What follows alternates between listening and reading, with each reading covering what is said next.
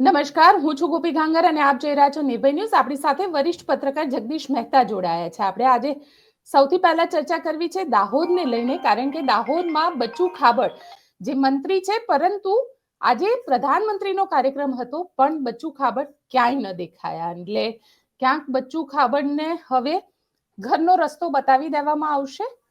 સાથે વાત કરીશું વિસાવદરની. ચૂંટણીની ઘોષણા થઈ ગઈ છે. હવે શું ત્યાં આગળ બીજેપી અને કોંગ્રેસની રણનીતિ હશે તેની પણ ચર્ચા કરીશું.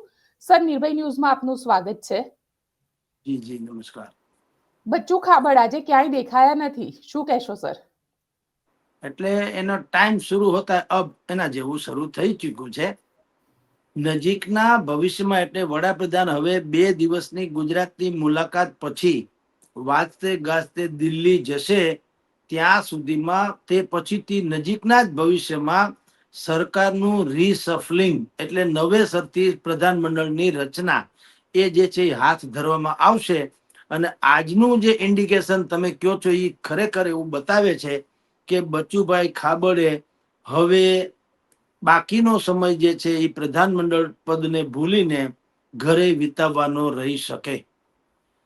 અત્યારે નથી રાખ્યા એ સીધો સંકેત એટલા માટે છે કારણ કે 2 દિવસ પહેલા જયારે પત્રકારોએ એને પૂછ્યું હતું કે ભાઈ તમે મંત્રી એક તો વિધાન ભવનમાં નથી આવતા અને અમુક જગ્યાએ જ્યાં સરકારી મિટિંગો વગેરે હોય છે ત્યાં તમારી હાજરી કેમ નથી, ત્યારે બચુભાઈ ખાબડે એમ કીધું હતું કે વડાપ્રધાન નરેન્દ્ર મોદી ગુજરાતની મુલાકાતે આવવાના છે અને હું એની વ્યવસ્થાના ભાગમાં એમાં રોકાયેલો છું અને વડાપ્રધાનના કાર્યક્રમને કારણે હું નથી પ્રધાનમંડળની બેઠકમાં હાજર રહી શકતો કે નથી મારી ઓફિસમાં, પણ હું ફરાર નથી કે હું ભાગતો ફરતો નથી.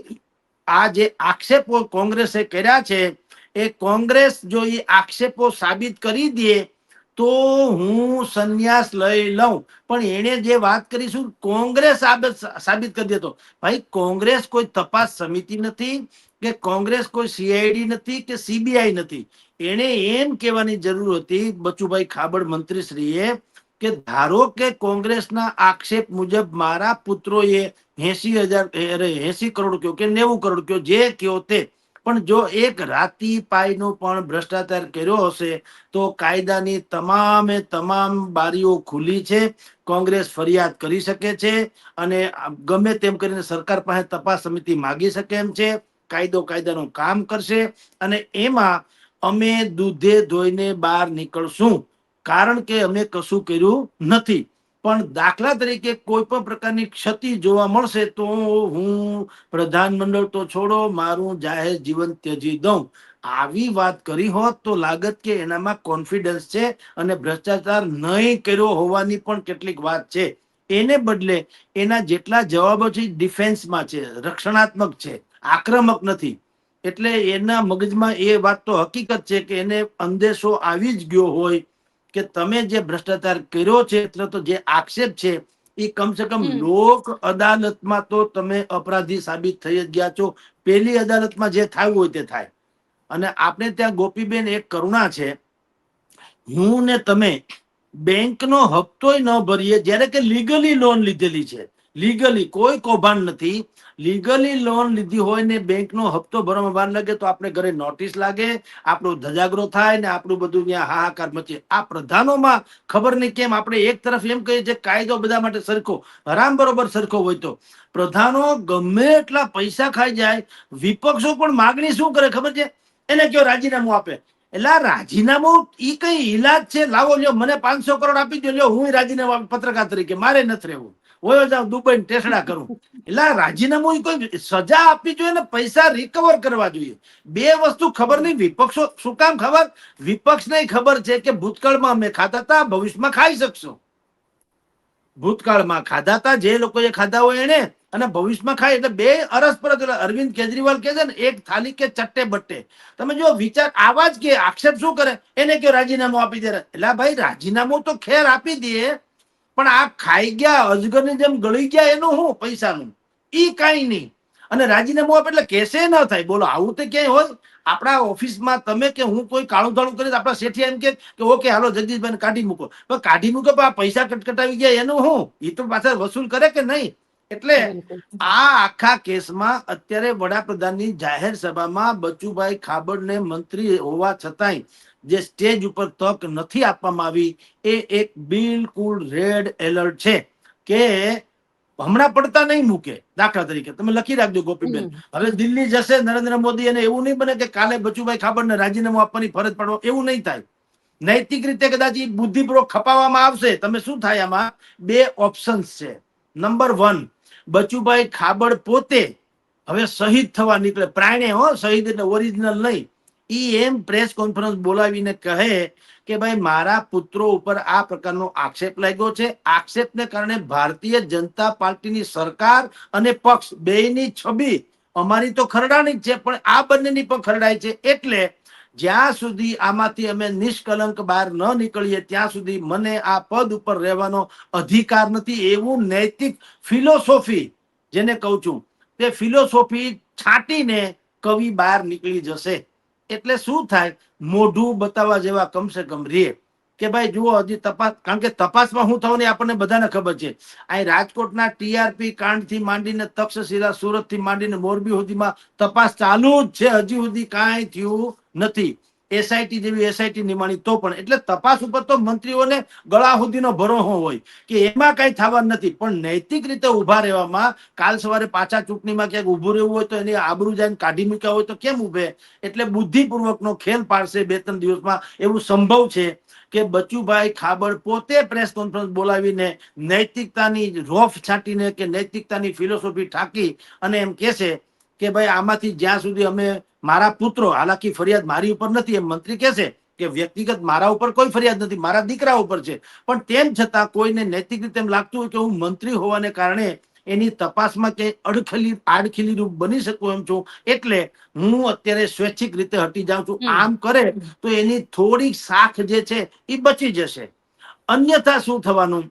અન્યથા જ્યારે પ્રધાનમંડળનું રીસફલિંગ હમણાં નજીકના ભવિષ્યમાં થવાનું છે, એમાં તો લગભગ કવિ પડતા મુકાઈ શકશે, એમાં કોઈ સંદેહ નથી. આવું અત્યારે લાગે છે બેન. જી ગોપીબેન. સર, તમે કહી રહ્યા છો કે પ્રધાનમંડળનું રીશફલિંગ થશે.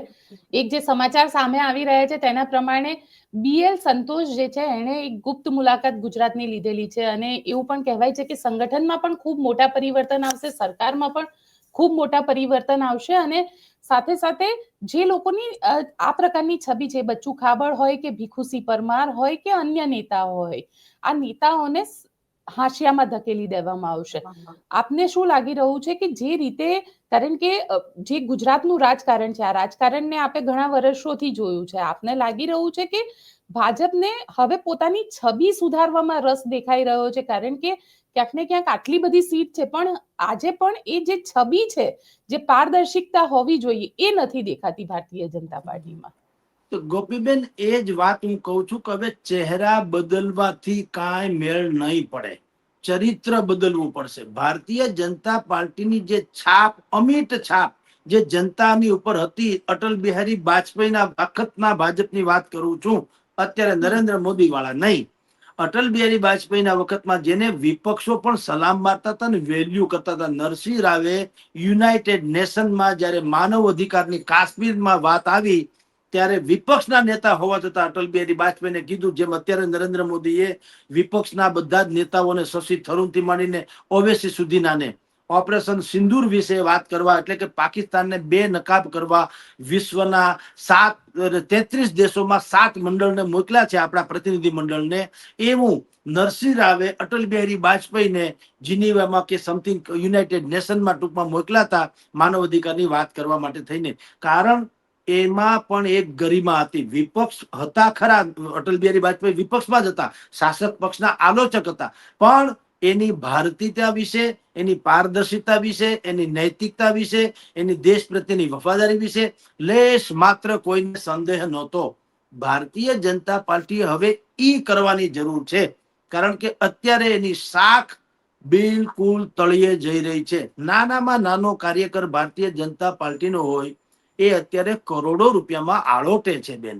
અમે રાજકોટમાં રહીએ છીએ, હું એવા સેંકડો કાર્યકર્તાઓને ઓળખું છું જેને 2 વ્હીલર લીધું, પેડા ખવડાવવા અમારે ત્યાં આવ્યા હતા, 2 વ્હીલરમાં લીધું તું, પેડા ખવડાવવા આવ્યા હતા, અત્યારે તેઓ શ્રી હેલિકોપ્ટર લઈ શકે એવી ક્ષમતા વાળા થઈ ચુક્યા છે.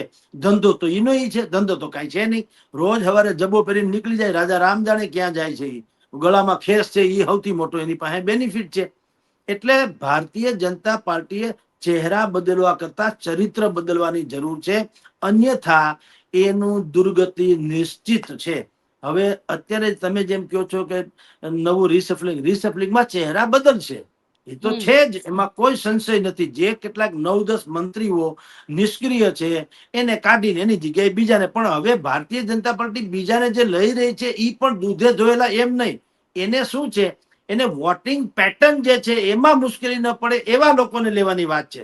ઓબીસી ને લઈ લ્યો, મહિલાને લઈ લ્યો, રિહાયેલા દરબારને લઈ લ્યો, ને હવે જે આપણને થોડાક મુશ્કેલીમાં મૂકે એવા પાટીદારને લઈ લ્યો. ટૂંકમાં પક્ષને ગમે એવી વાત છે. પાછી એમાં એનું દુધીન હોવું, સફેદી હોવી, એની પ્રમાણિક હોવું એ જરૂરી નથી. આપણને ન નડવા જોઈએ. જેમ તોફાની બારકસ હોય, છોકરો હોય સ્કૂલમાં, એને મોનિટર બનાવી દો એટલે જાન છૂટે. આ એના જેવી વાત છે કે જે નડે એમ છે એને સમાવેશ કર્યો એટલે એ માથું ન ઉંચકે.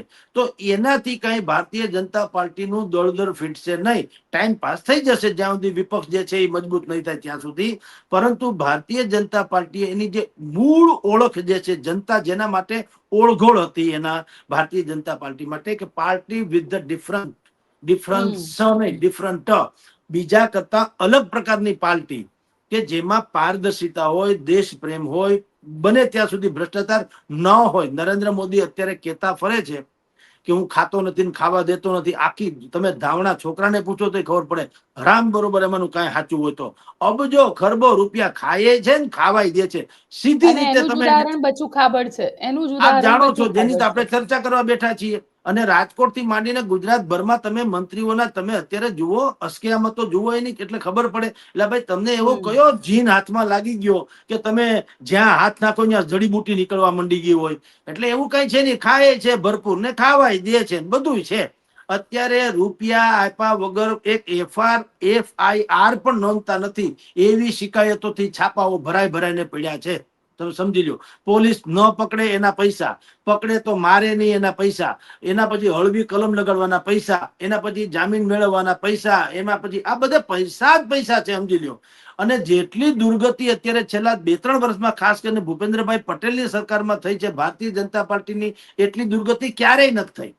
અને છતાંય આ તો વિપક્ષ નથી અત્યારે, એટલે ગાડું ગબડાવે જાય છે. કારણ કે મોદી કયો કે હાઈકમાન્ડ કયો, ભારતીય જનતા પાર્ટીનું પણ હવે કોંગ્રેસીકરણ થતું જાય છે કે અમને યસમેન જોઈએ છે. અમારી સામે કોઈ તેવર ઊંચા કરી શકે એવો માણસ સક્ષમ નથી જોતો, બોસ નથી જોતો. એને બિલકુલ યસમેન જોઈએ છે. અમે કહીએ એમ કરીએ. તો અત્યારે ભાઈ ભૂપેન્દ્રભાઈ જે છે આમ જ છે. તમે એનું કોઈ પણ પ્રવચન સાંભળો એમાંથી નરેન્દ્ર મોદી યશસ્વી વડાપ્રધાન, વિશ્વ નેતા, આદરણીય એવા શબ્દો કાઢ નાખો તો એ 4 ફકરાનું મેટર હોય, 1 ફકરામાં સમાવેશ થઈ જાય. બાકીના 3 ફકરા તો આમાં જ સમાવેશ. તમને લાગે છે સર કે ભૂપેન્દ્રભાઈ પણ બદલાઈ જાય? લાગવાની તો આપણે કલ્પના કરીએ, પણ બદલવા જોઈએ ખરા એટલું કહી શકીએ. દેશ ગુજરાતની જનતા તો એવું ઈચ્છે છે. બાપાએ ભલે, હું તમને કહું, એના લુગડે દાગ નથી લાગ્યો એ જુદી વાત છે, પણ એ એઝ એ વડીલ લાગે, કુટુંબના વડીલ. તો આપણે વડીલ નથી જોતા ભાઈ, આપણે શાસક જોઈએ છે. તમે સમજી લો. આ ગુજરાત સ્ટેટ છે, રજવાડું છે, રાજ્ય છે, 6.5 કરોડ લોકોની જનતાની આકાંક્ષાની વાત છે. એ કુટુંબના મોભી તરીકેની વાત નથી સાહેબ. તો વડીલ પણ નથી જોતું, અમને શાસક જોઈએ છે. શાસક હોય ટનાટન હોવો જોઈએ, કે જેનાથી ભ્રષ્ટાચારીઓ ફફડી જાય, જેનાથી જનતાને સલામતીનો અહેસાસ થાય. કાળા કૌભાંડ કરનારાઓ થથરી ઉઠવા જોઈએ.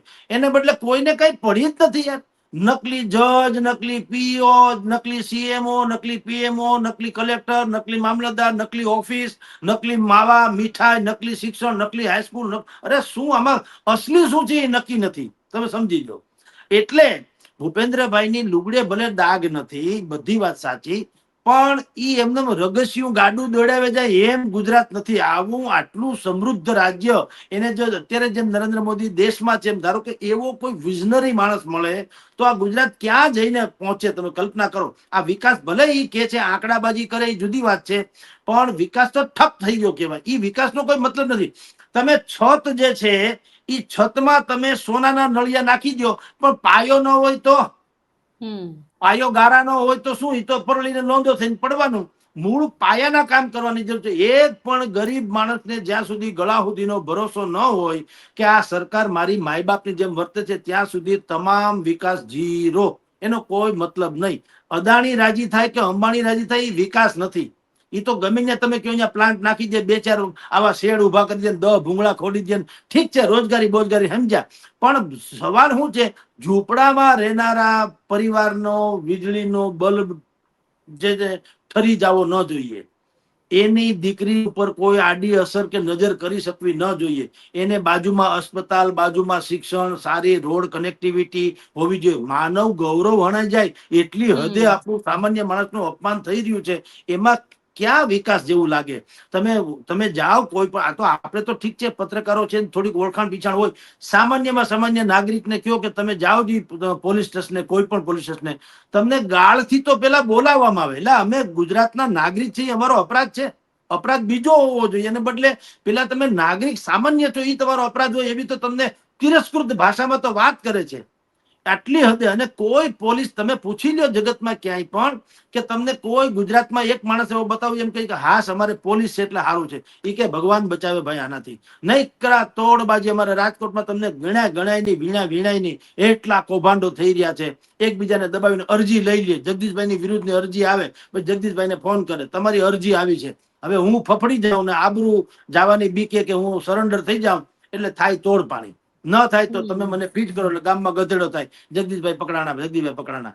આ નકરી તોડબાજી અહીંયા નહીં, ચારેકોર ચાલી રહી છે. એટલે ભૂપેન્દ્રભાઈ, આપણે ઈચ્છતા આમ નથી, પણ ગુજરાતના હિત માટે કહું તો ભલે બદલાતા કાંઈ વાંધો. એને ભોગવી લીધું, એને બોનસ જ હતું. ભૂપેન્દ્રભાઈને પોતાને ખબર નથી કે હું મુખ્યમંત્રી બનવાનો છું, અને બન્યા પછી એને ખબર નથી મુખ્યમંત્રી પદ એટલે શું.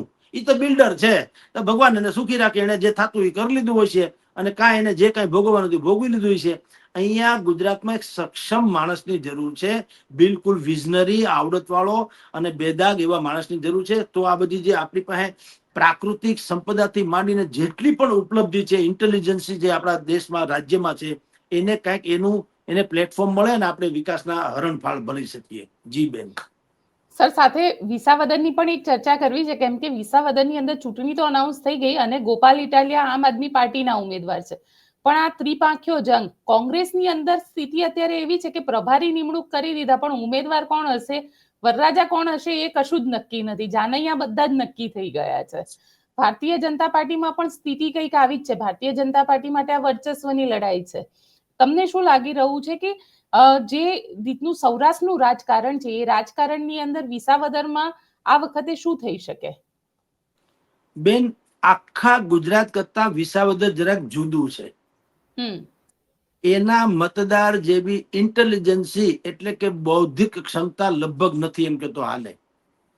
બિલકુલ કિસાન લક્ષી આખો મત વિસ્તાર છે. 3.25 લાખ લોકો છે મતદારો, 3.25 લાખ. એમાં 50% લેવા પાટીદાર છે. તો સીધી વાત તો એવી હોય પાટીદાર ને ઉભા રાખો જીતી જાય, નહીં, એવું નથી. આ એક જ એવો વિસ્તાર છે વિસાવદર જ્યાં પક્ષ ગૌણ છે, વ્યક્તિ ગૌણ છે, એજન્ડા ગૌણ છે, આઈડિયોલોજી ગૌણ છે, બધું જ ગૌણ છે.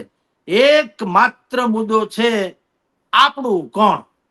જ્ઞાની જે પ્રજા છે એ માને છે આપણો હોય એને મત આપો, પક્ષ ગમે હોય. તમે જો મોટા ભાગના ધારાસભ્યો ચૂંટાય પછી તમે જોજો શું કે છે, અમે પક્ષને વફાદાર છીએ. અરે ધૂળ પડી તમારામાં. પક્ષને હોય કે પ્રજાને વફાદાર હોય? તમારે પહેલું વાક્ય એ બોલવાનું કે લોકોએ મને ચૂંટીને મોકલેલો, હું પ્રજાને વફાદાર હોઉં, પક્ષ પછી આવે. પણ પક્ષને શું કામ? કારણ કે જે કઈ મળવાનું છે પક્ષ તરફથી મળવાનું છે. આને તો લૂંટી લીધા, જનતાને તો મત તો લઈ લીધા. હવે આપણી રિકોલની વ્યવસ્થા તો છે નહીં, પાછા બોલાવવાની, દઈ દીધા, વાત થાય પૂરી. એટલે વિસાવદરની 3.25 લાખની મતદારોની આબાદી જે છે એનો એકમાત્ર ધ્રુવ મંત્ર છે, આપણું કોણ. અને કેવા માણસને લોકો ઈચ્છે છે? અડધી રાતનો હોકારો, ડેલી ખખડાવીએ તો ખુલે, અને એનામાં બુદ્ધિનો છાંટોય હોય, અને સરકારનો કાઠલો પકડીને જવાબ માંગી શકે. આજીજી નહીં, અરજી નહીં, આવેદન નહીં, વિવેચન નહીં, ધરણા પ્રદર્શન એવો ડીંડક નહીં. એનાથી કાંઈ ન થાય. એ તો બધું પોતાની છબી ચમકાવવા માટેની વાતો છે. આવેદનથી શું આવે? કલેક્ટર કચેરીમાં મને તો સમજાતું નહીં. સૌરાષ્ટ્રમાં બહુ છે પ્રથા, આવેદન પત્ર આપવા જાય કલેક્ટરને, પાછા હે કે નંદાય ફાતડાની જેમ ફોટા પડાવે, કલેક્ટરે ફોટા, એટલે એનું પાવલું આવતું નથી. ખારીસિંગ મગાવતા હશે, મને તો એમ લાગે છે અઠવાડિયા 10 દિનનું આવું આવેદન પત્ર ભેગા થાય એટલે થપ્પો એ આપી દે ખારીસિંગ વાળા, 250 ગ્રામ ખારીસિંગ આવે. એટલે આવેદન પત્ર નું કઈ આવ્યું આજ સુધીમાં કોઈ દી તમે સાંભળ્યું કે ભાઈ ફલાણા ભાઈએ જે આવેદન પત્ર આપ્યું હતું એના ઉપર કલેક્ટરે આ નિવેદન લીધું, આટલા એક્શન લેવાના? કાંઈ નહીં, સ્વીકારી લેવાનું. અરે તમે ઈ તો છોડો, અહીંયા તમે વિચાર કરો, વિદેશમાં કઈ થયું અહીંયા આવેદન, બાંગ્લાદેશમાં એમ કે હિન્દુઓને ઉપર અન્યાય થાય છે, અહીં કલેક્ટરને આવેદન. એટલે આ કલેક્ટરનું હું ઉપજે? બાંગ્લાદેશનું ઈ શું કરી લે? એક પ્રતિકાત્મક ઉલ્લુ બનાવવાનું, ફોટા આવે મારા તમારા છાપામાં જેને આવે ને ફોટા આવે ને ભાઈ મોટા માણસ સાબિત થાય, બાકી કોઈ મતલબ નહીં. એવા ધારાસભ્યોને વિસાવદર વાળાએ કીધું સોરી, અમારે કોણ જોઈએ છે? અમારે જોઈએ છે જિગ્નેશ મેવાણી જેવો કે ગોપાલ ઇટાલિયા જેવો કે ઈ ટાઈપનો માણસ કે જેની ત્રેવડ હોય. એ ભૂતકાળમાં આવા હતા ધારાસભ્ય આપણા ભાઈ સૌજીભાઈ કોરાટ, સરકારમાં હોવા છતાંય સરકારની વિરુદ્ધમાં જઈને જે સર્કિટ હાઉસ હતા એમાં સર્જિકલ સ્ટ્રાઇક કરતા, બધા કર્મચારીઓ જેટલા હોય સુઈ ગયા હોય, ખાતા હોય, રમતા હોય ને બરાબર કામ ન કરતા હોય, સવારે ઓફિસે બરાબર ટાઈમસર ન આવ્યા હોય એને પકડી પાડતા, સૌજીભાઈ કોરાટ. તો સવાલ એ છે કે વિસાવદરની જનતા બિલકુલ ઇન્ટેલેક્ચ્યુઅલ એટલે કે બહુ બુદ્ધિ પ્રતિભા ધરાવનારી જનતા છે. એને ખબર છે કે અમારે પેલા તો એ કિસાન નેતા ત્યાં હોવું જરૂરી છે, કારણ કે આખો વિસ્તાર 3.5 લાખ જે મતદારોનું વિસાવદરનું જે છે, વંથલી, ભેસાણ, જુનાગઢ સહિતના 170 ગામડા આવે. 170 ગામડા જે કૃષિ લક્ષી છે, ખેતુની વાત છે. એટલે ડીએપી ખાતર અપાવી શકવો જોઈએ, અને ન અપાવે તો જે કાળા ધોળા કરે એને ખખડાવી શકવો જોઈએ. પછી ઇકો સેન્સિટિવ ઝોનની જે સરકારની યોજના છે એમાં સરકારને ધોળે દિવસે તારા દેખાડી શકવો જોઈએ. પછી જમીન માપણીના જે પ્રશ્ન અત્યારે ઘરે ઘરે ડખો ચાલે છે, ડ્રોન સિસ્ટમથી માપણી કરે છે, એક ભાઈની જમીન એક ભાઈની, ગોપીબેનની જમીન મારામાં, મારી જમીન ગોપીબેનમાં આવે એટલે બે ઝઘડા કરીએ, બે પોલીસ ફરિયાદ કરીએ, લેન્ડ ગ્રેબિંગની ફરિયાદ થાય, અને ફરિયાદ થાય એટલે તમે વિચાર કરો નોટિસ આવે ને તમે જામીન લાયક કે ગુનો ન હોય એમ કે તમને પકડી જાય. આ બધા ડખા પિંજણમાં એવા વ્યક્તિની વિસાવદરને જરૂર છે જે બિલકુલ નોલેજેબલ હોય. ખાલી ફલાણી કાસ્ટ ને ઢીકણી કાસ્ટ એમ નહીં, કાસ્ટ બાસ્ટ તો ઠીક છે, પણ પેલા એનામાં કઈ સેન્સ તો હોવું જોઈએ કે એ ગમે તેને ખખડાવીને કહી શકે, મામલતદાર હોય કે કલેક્ટર હોય એ ઉલ્લુ બનાવે તેને કહી શકે, સામે સામે બિલકુલ તાર્કિક દલીલ કરી શકે, એમ કહું તો અત્યારે સ્થિતિ એવી છે કે આમ આદમી પાર્ટીના ગોપાલ ઇટાલિયામાં નંબર 1 છે ને સૌથી આગળ છે. પછી કોંગ્રેસ વાળા એમાં વિચાર કરે છે કે આપણે લડવું, એ લડવું એ નડવું એવું વાપરવું, તમારે શબ્દ સમજવો. એ લડે છે એ નડવાના છે, કારણ કે એને ખબર છે કે એ વોટ કટવા સાબિત થવાનું અરસપરસ. તમારા બંનેનો જયારે કોંગ્રેસ અને આમ આદમી પાર્ટીનો શત્રુ હરીફ કે જે ગણો તે એ જયારે કોમન હોય ત્યારે ચાણક્ય કહી ગયા શત્રુનો શત્રુ એ મિત્ર ગણાવવો જોઈએ. એને બદલે કોંગ્રેસ ગોપાલની સામે લડશે ને ભાજપ સામે લડશે, એટલે વાત થઈ ગઈ પૂરી. કોંગ્રેસ પાસે અત્યારે જે ઉમેદવારો જે કેટલાકના નામ અત્યારે આમ ચમકે છે એમાં ભરતભાઈ વિરડિયા અને કરશનભાઈ વડોદરિયા, આ બેના નામ થોડાક અહેડ છે, સૌથી આગળ છે. બાકી બધા બે નામ છે ડમી છે, જેમાં પરેશ ધાનાણી કયો પાલભાઈ આંબલિયા કયો, એ બધી ખાલી કહેવા ખાતર. પરેશ ધાનાણી તો જોકે હવે એના પ્રભારીમાં છે એટલે એનું લગભગ નામનો કોઈ મતલબ નથી રહેતો. પાલભાઈ આંબલિયાને દાણો દબાવી જવાની કોંગ્રેસ કોશિશ કરે છે, પણ પાલભાઈ આંબલિયા લગભગ નહીં માને, અથવા તો માને એમ લાગતું નથી, કારણ કે હજી સુધી એવા અહેવાલ નથી આવ્યા કે પાલભાઈ એમાં હા ભણી હોય. કારણ કે પાલભાઈની ઈચ્છા છે જામખંભાળિયા દ્વારકા એ પંથકમાં લડવાની, જે એનો મત વિસ્તાર છે. કોંગ્રેસ એને ન્યાય નથી આપતી તો એ અહીંયા હાથે કરીને શહીદ થવા શું કામ આવે. પણ સ્થાનિક લેવલે ભરતભાઈ વિરડિયા અને કરશનભાઈ વડોદરિયા, આ બેના નામ ચર્ચાય છે કોંગ્રેસ તરફથી. અને ભારતીય જનતા પાર્ટીમાં સૌથી આગળ નામ છે કિરીટભાઈ પટેલ, જે જિલ્લા પ્રમુખ હતા અને અઢળક સંપત્તિ ધરાવે છે, મૂળ તાલાળા પંથકના છે, પણ અહીંયા એની કર્મભૂમિ છે. અને એના કહેવાથી જ હર્ષદભાઈ રીબડિયાએ હાઈકોર્ટમાંથી રીટ પાછી ખેંચી લીધી અને ચૂંટણીનો માર્ગ મોકળો કર્યો. એટલે હર્ષદભાઈ અને ભૂપત ભાયાણી ઈ હવે દાવેદાર ભૂતકાળમાં હતા એ શરતે જ તેઓ શ્રી અહીંયા આવ્યા હતા ભાજપમાં, પણ હવે એનો દાવો બહુ લાંબો ટકે એમ નથી, કારણ કે એને બુદ્ધિપૂર્વક કિરીટભાઈ અરે સેટિંગ કરી લીધું હોવાનું કહેવાય છે. અત્યારે કેતા ફરે છે ટીવીના પડદે, અમને તક આપશે તો અમે લડી, તો કોણ ના મને તક આપે તો હું લડી લઉં, પણ એ બોલવામાં શું વાંધો. પણ હમ. કિરીટભાઈ નું નામ આગળ છે, કિરીટભાઈ પટેલ. બાકી ભરતભાઈ ગાજીપરા ને જસુમતીબેન કોરાટ ને એ બધા નામો છે, પણ એ તો જયારે થાય ત્યારની વાતે. પણ વિસાવદરની આખી જે ચૂંટણી છે બેન, એ ત્રણેય ભારતીય જનતા પાર્ટી માટે શાખ ઇજ્જતનો પ્રશ્ન છે, કોંગ્રેસ માટે અસ્તિત્વનો, અને આમ આદમી પાર્ટી માટે પાયાનો પ્રશ્ન છે. કારણ કે જો ગોપાલ ઇટાલિયા જીતે તો આમ આદમીને ગુજરાતમાં થર્ડ ફોર્થ ત્રીજો મોરચો જે ક્યારેય સફળ નથી ગયો અત્યાર સુધી એવું કહેવાય છે, ઈ મેણું ભાંગવાની તક મળશે, પાયો નખાશે. કારણ કે ગોપાલભાઈ ઇટાલિયા પાટીદાર છે, યુવાન છે, એડવોકેટ છે, સ્પીકર છે, જનુની છે, લડાયક છે, સમજદાર છે, વિઝનરી છે, બધું છે તો ખરું. તો એ શું કરે, ધારો કે જીતી જાય તો ગોપાલભાઈને પછીથી અન્ય જે ભારતીય જનતા પાર્ટીના અસંતુષ્ટો છે, કોંગ્રેસમાં જેનો મેળ પડે એમ ન હોય એવા લોકો છે, એ લોકો બધા ગોપાલ ઇટાલિયાને પણ કેન્દ્રમાં રાખીને ત્રીજો ફોર્સ બનાવવાની કોશિશ કરશે.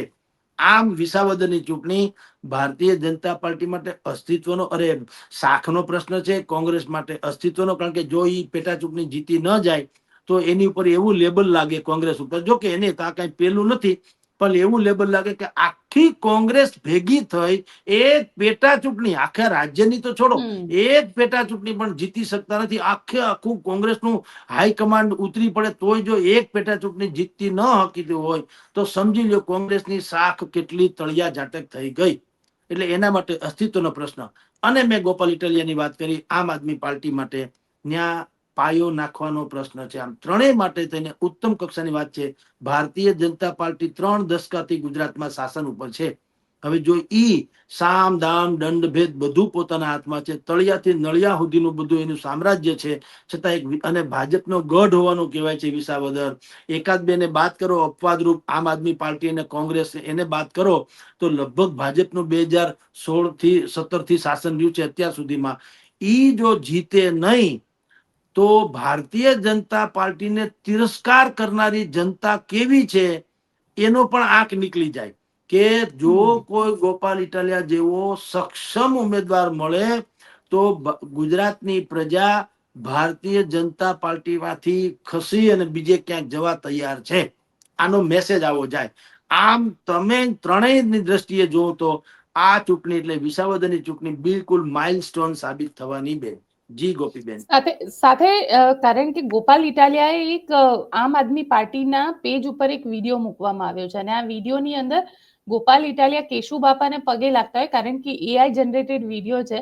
ગોપાલ ઇટાલિયા કેશુબાપાને પગે લાગી રહ્યા છે અને કેશુબાપાના આશીર્વાદ લઈ રહ્યા છે. એટલે એવું એ લોકોનું એવું અઝ્યુમ છે કે કેશુબાપાના આશીર્વાદથી વિસાવદરમાં જીત મળી જાય. અત્યારે કેશુબાપાના આશીર્વાદ, અને કારણ કે વિસાવદર આમ પણ કેશુબાપાનું, પણ ત્યાં આગળ એમનો દીકરો નહોતો જીતી શક્યો ભરત. હું આગળ ઈ જ બેન કહેવાનો હતો, આ બધા એઆઈ એટલે ઇન્ટેલિજન્ટ જેને કહેવાય ને, આ આર્ટિફિશિયલ બધું ઇન્ટેલિજન્સ. આર્ટિફિશિયલ ઇન્ટેલિજન્સ એ છોડીએ. એમ જો લોકો બુદ્ધિશાળી ભયંકર છે. આર્ટિફિશિયલ ઇન્ટેલિજન્સ બનાવ્યા કોને? માણસોએ. તો માણસ તો એનાથી વધુ બુદ્ધિશાળી હોવાના. ભાઈ તમે કોઈને ક્યાંય ફેબ્રિકેટેડ હવે ક્યાંય કરી શકો એમ જ નથી. હવે લોકો છીકે વેડપતા નથી. તમને અપશુકન કરાવવું તો જ છીક ખાય ને, છીકે નથી વેડપતા. એટલી હદે બુદ્ધિશાળી થઈ ગયા. હવે આવા બધા એ પ્રોપેગેન્ડા કહેવાય. છોડીએ. કેશુભાઈ જે તમે બેન કીધું એમ, જો કેશુભાઈના આશીર્વાદથી જ બધું થવાનું હોત તો એનો છોકરો ન જીતી જાય. મેં તમને પહેલા જ કીધું, વિસાવદરમાં વિચારા વગર નહીં હાલે. વિસાવદરમાં વિચારા વગર જે કઈ કરશે કોઈનું હાલશે નહીં. તમારે કિસાનના નેતા હોવું જરૂરી છે. કેશુભાઈ કિસાન નેતા તરીકે પ્રખ્યાત જીતતા હતા. એનો છોકરો સુટેડ બુટેડમાં હતો, બધાને ખબર. આને ખેતીને કઈ લેવા દેવા નથી. એને શેઢો હું ખબર નથી, હા કોને કહેવાય ખબર નથી, નિંદામણ કોને કહેવાય એ ખબર નથી, વાવણી કોને કહેવાય એ ખબર નથી, લણણી કોને કહેવાય એ ખબર નથી, નિંદામણ કોને કહેવાય એ ખબર નથી, પાક લણવો હું કહેવાય એ ખબર નથી, પાથરા કોને કહેવાય, ગુંદરવું કોને કહેવાય એને કઈ ખબર જ નથી ભલામણા. તો ઈ ક્યાંથી મેળ પડે? એટલે આ તમે જો ઝાર હોકારવા જવું એમ કહો છો, એટલે હું તો કે રામ જાણે એને નહીં ખબર હોય. સકલા હોકારવા જવા, ઝાર હોકારવા જવું, એ ઝાર હોકારવા જવું એ પણ એક ઘટના છે. પણ હવે એ આ ભાઈ કેશુભાઈના છોકરાનું કામ નથી. કેશુભાઈને કદાચ ખબર હોય. એટલે ત્યાં ફેબ્રિકેટેડ કોઈ વાત હાલે એમ છે નહીં. ગોરી બેતલ ગાવરડી નદી કાંઠે ગામ, ઘુગરિયાળા ગોધલા તું રાજી થઈને દે રામ. એવું જે ગળથુથીમાં જેનામાં ગામડું રમતું હોય, ગળથુથીમાં જે ખેતરમાં રમતા હોય, જે માટીની સુગંધ હારે ભળેલા હોય, એવા લોકોનો જ મેળ પડે એમ છે. એટલે કેશુભાઈને પગે લાગે કે ગમે ઈ કરે એમ કઈ નહીં મેળ પડે. ઠીક છે, પ્રોપર ગંડા છે, પણ ઇટ સેલ્ફ ન્યા જે માણસ બિલકુલ પોતાની જાતને એને સાબિત કરવું ન પડે કે હું કિસાનનો નેતા છું, સાબિત કરવાની જરૂર નથી, હોવો જોઈએ તો એનો મેળ પડશે. ભારતીય જનતા પાર્ટી હજી પાના ઉતર્યા નથી, એટલે આપણે એને કોઈ બહુ એમ ના માની લેવું કે અત્યારે એ હારી જ રહી છે અથવા તો એની પાસે કોઈ એની પાસે ભાથામાં તીર છે. મેં ને તમે ક્યારેય કલ્પના કરી હતી કે જેને હાર્ડ કોર હિન્દુવાદી પક્ષ કહેવાય છે ભારતીય જનતા પાર્ટી, એને આપણા રાષ્ટ્રપતિ તરીકે ડોક્ટર અબ્દુલ કલામને નિમાતા, એને કહેવાય ભાથામાં તીર, એને કહેવાય માસ્ટર સ્ટ્રોક. અને એવા અનેક સ્ટ્રોક એની પાસે હોય ભારતીય જનતા પાર્ટી પાસે, તો એ સંભવ છે. જેમ કે કડી છે, કડીમાં પણ તમે જુઓ છે શિડ્યુલ કાસ્ટ માટેની બેઠક છે રિઝર્વ, એટલે કોઈ પણ તમારે દેવી પૂજક, દલિત કે એ પ્રકારના લોકોમાંથી જ તમારે કોઈને ટિકિટ આપવાની થાય છે. પરંતુ ભારતીય જનતા પાર્ટી બુદ્ધિપૂર્વક ખેલ ખેલવા જઈ રહી છે. ત્યાં પણ જેમ કે દિવંગત વ્યક્તિ થઈ ગયા, જેને કારણે આ ચૂંટણી આવી પડી છે, એના જ કોઈ પરિવારમાંથી કોઈને આપી દે તો તમે શું કરો? સિમ્પથીની બે વાત. જે કરશનભાઈ સોલંકી ઓફ થઈ ગયા હતા, હવે એના જ પરિવારમાંથી કોઈને આપે તો એ પરિવારમાંથી ઘણા કાસ્ટિઝમ આવી ગયું અને વળી ભાજપ નામનો પક્ષ પાછો મહેનત કરે, એટલે એમાં કઈ ચિંતા રહે નહીં. આવી સ્થિતિ છે કે હવે કોઈ પ્રોપર ગંડાથી હાલવાનું છે નહીં બેન. બિલકુલ જનતા એલર્ટ થઈ ચૂકી છે. મારા તમારા મોબાઈલમાં તમામ પ્રકારની વિગતો આવે છે પળે પળની, એટલે એમાં ખોટું કઈ ચાલે એમ નથી. વિસાવદર લિટમસ ટેસ્ટ છે ત્રણેય પાર્ટી માટે. જી બેન, બિલકુલ વિસાવદર લિટમસ ટેસ્ટ છે, અને કડીનો ચૂંટણી પણ એટલી જ દિલચસ્પ થઈ જશે, કારણ કે ત્યાં આગળ સૌથી વધારે ઇન્ટરેસ્ટિંગ કડીમાં રહેશે નીતિન પટેલ. અને નીતિન પટેલ ત્યાં હવે કેવા દાણા નાખે છે એના ઉપર પણ વધારે ડિપેન્ડેન્ટ છે, કારણ કે નીતિન પટેલને પણ સર તમને લાગે છે નીતિન પટેલ ત્યાં બાજી બનાવી પણ શકે ને બગાડી પણ શકે? ના ના ના, એવું બગાડી બનાવી નહીં. એને એ વિસ્તારના છે એ જુદી વાત છે, પણ ત્યાં તમારી જાણ ખાતર ભારતીય જનતા પાર્ટીને સૌથી મોટો અવરોધ અગર કોઈ નડે એમ હોય તો એ ઠાકોર સમાજની નારાજગી નડે એમ છે. બિલકુલ. આપની જાણ ખાતર કડીમાં જે વિસ્તાર આપણે વાત કરીએ એમાં 31% પાટીદાર છે, બાકી 30% ઠાકોર. એટલા ને એટલા ઠાકોર છે. એસી જેને કહેવાય, જેના માટે રિઝર્વ છે, એ 12% જેટલા તો શિડ્યુલ કાસ્ટના લોકો છે. મુસ્લિમ 9% છે, રબારી 4%, બ્રાહ્મણ 2%, દરબાર 4%, પ્રજાપતિ 4%, રાવળ 4%. એટલે આમ તમે જુઓ તો મિક્સ બધું છે, પણ સૌથી મોટો 31% પાટીદાર છે. એ માની લો કે ભારતીય જનતા પાર્ટીની ફેવર કરતા હોય તો પણ ઠાકોરનો, તમને ખબર વચમાં ઓલો વિક્રમ ઠાકોર વાળી ઇસ્યુ બન્યો હતો ઇસ્યુ થયો હતો. વિધાનસભામાં, કલાકારોને બધાને બોલાવવામાં આવ્યા, એમાં વિક્રમ ઠાકોરને બોલાવવામાં ન આવ્યા, એટલે બહુ મોટો ઇસ્યુ બન્યો. પછી તો તમે આપણે બધા જાણીએ છીએ કે કોળી ઠાકોર સમાજનું બધું સંમેલન બધું મળ્યું હતું, અને વિક્રમ ઠાકોરે ચૂંટણીમાં આવું છું જાઉં છું, આવું છું જાઉં છું, એવું થઈ ગયું હતું. અરવિંદ કેજરીવાલે ફોન કર્યો હતો વિક્રમ ઠાકોરને, અને એને ઓફરે કરી હતી વાયા ઈસુદાન ગઢવી. તો ઠાકોર સમાજ જે છે બેન, એ ભારતીય જનતા પાર્ટીને ત્યાં નડી શકે. એટલે નીતિન પટેલ કઈ ઉલટ સુલટ કરી દે એ વાતના દાળિયા. ઠાકોર સમાજમાં જે ભારતીય જનતા પાર્ટીમાં જે કેટલાક ઠાકોરો છે, જેમ કે અલ્પેશ ઠાકોર છે, એવા લોકો જો કાંઈ પણ હિસાબે મહેનત કરે તો મેળ પડે. સામે પક્ષે અત્યારે તમે જાણો છો બળદેવજી ઠાકોર કે ગેનીબેન ઠાકોર કે ઉમેશજી રવાજી ઠાકોર, નટુજી ઠાકોર, મેઘાજી ઠાકોર, આ બધા ઠાકોર સમાજના લોકો છે. તો સ્વાભાવિક જ જે તે સમયે સંમેલન વખતે પણ ભારતીય જનતા પાર્ટીની વિરુદ્ધમાં જ બોલ્યા હતા. પરસોત્તમ રૂપાલાનો ઇસ્યુ બન્યો ત્યારે જે એક શબ્દ પ્રયોજવામાં આવ્યો હતો, જે ભારતીય જનતા પાર્ટીમાં રાજપૂત છે એને લોકોએ કીધેલું ભાજપૂત, રાજપૂત નહીં ભાજપૂત. એવી રીતે જે ઠાકોર સમાજના અલ્પેશભાઈ થી માંડીને જેટલા લોકો અત્યારે ભારતીય જનતા પાર્ટીમાં છે ને, નોર વગરના સિંહ કીધા. ગેનીબેન ઠાકોર થી માંડીને બધા નોર વગરના સિંહ, અથવા તો એની પાસે કોઈ ખાતા વગરના પ્રધાન. તો ભારતીય જનતા પાર્ટી માટે કડી બેઠક પણ એટલી સરળ નથી, કારણ કે આ પેલા અતિ સરળ. જો ઠાકોર સમાજનો ઇસ્યુ ન બન્યો હોત તો વાંધો નતો, પણ એક તો ઠાકોર સમાજનો ઇસ્યુ બની ગયો અને અત્યારે ગેનીબેન ઠાકોર છે એના અત્યારે બોલબાલા છે. એટલે બે જે ફેક્ટર જે છે, અને પાછું અલ્પેશ વગેરે છે ખરા, પણ અલ્પેશ એ બહુ રાજી ભાજપથી નથી, કારણ કે એને મંત્રી થવાના ઘણા કોડ જાગ્યા હતા, પણ એનો મેળ પડ્યો નથી, એ આપણે જાણીએ છીએ. એટલે આ બધી નારાજગી જે બુદ્ધિપૂર્વકની છે એ કડીમાં પણ કડી ટક્કર આપશે ભારતીય જનતા પાર્ટીને. એટલે બંને બાજુ વિસાવદર અને કડી બંને ચૂંટણી જે પેટા ચૂંટણી થવાની છે એ બિલકુલ રસપ્રદ અને રોમાંચક થશે બેન. જી બિલકુલ સર, આપ અમારી સાથે જોડાયા તેના માટે આપનો ખૂબ ખૂબ આભાર. જી નમસ્કાર બેન.